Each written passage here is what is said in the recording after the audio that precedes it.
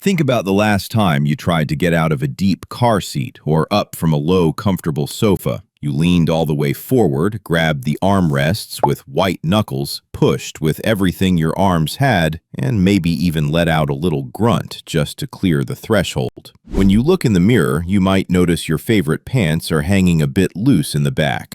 It feels like your backside has, well, just kind of flattened out and vanished over the years. Most fitness gurus will tell you that to get that strength back, you need to go to a gym and overload your spine with heavy squats or lunges. But if you're over 60, forcing your body through that pain sounds miserable, and honestly, it's a great way to hurt your lower back. You don't have weak glutes because you aren't lifting heavy iron. You have weak glutes because your brain has forgotten how to talk to them. Today, we're going to borrow just 2 effortless weight-shifting movements from Tai Chi to gently wake those sleeping muscles up, bringing your lifting power back without ever straining your joints. Your glutes are the biggest, most powerful muscle group in your entire body. They are the engine that pushes you up a flight of stairs and keeps your lower back from taking a beating every time you stand. But modern life is a glute assassin. When we sit for hours, we are literally sitting on our engine, cutting off the nerve signals. Over time, your body develops what doctors call glute amnesia. The muscle is still there, it's just asleep on the job. When you try to do a standard gym squat with sleeping glutes, your knees and your lower back have to do 100% of the work. That's why your back aches after a walk. Tai Chi fixes this because it doesn't use brute force. It uses rooting. By slowing down the movement to a crawl, we force the nervous system to rewire that connection. It's like turning the key in an engine that hasn't started in years. You don't need any weights, and you don't need to drop down to the floor. All you need is a flat surface, and you can absolutely keep one hand on a sturdy wall or the kitchen counter for balance. Stand with your feet a little wider than hip-width apart, knees soft, never locked.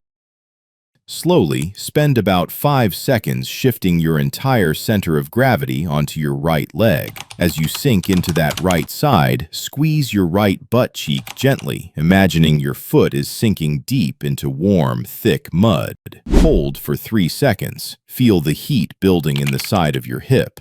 Now, spend 5 seconds shifting over to the left. This slow-motion rooting forces the gluteus medius, the muscle that stops you from falling over, to fire continuously. Do this back and forth for 2 minutes.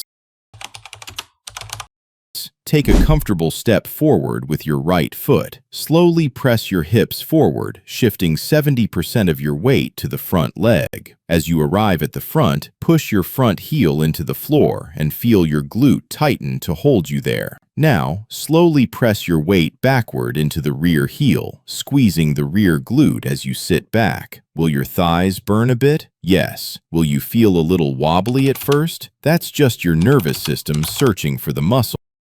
Repeat 8 times on each side. When you finish these 2 movements, you aren't going to feel exhausted or dizzy. But when you walk to the kitchen to grab a glass of water, you're going to notice something different. You'll feel a sense of stability in your pelvis. You'll feel like your legs are pushing you forward from the back, rather than your knees pulling you from the front. That is your engine restarting. The real beauty of doing this for just 3 minutes every morning isn't about building a bodybuilder's physique. It's about insurance. It's making sure that when you go to step off a curb, your hips catch you. It's making sure that you can get out of any deep, comfortable chair without needing a strategy or a helping hand.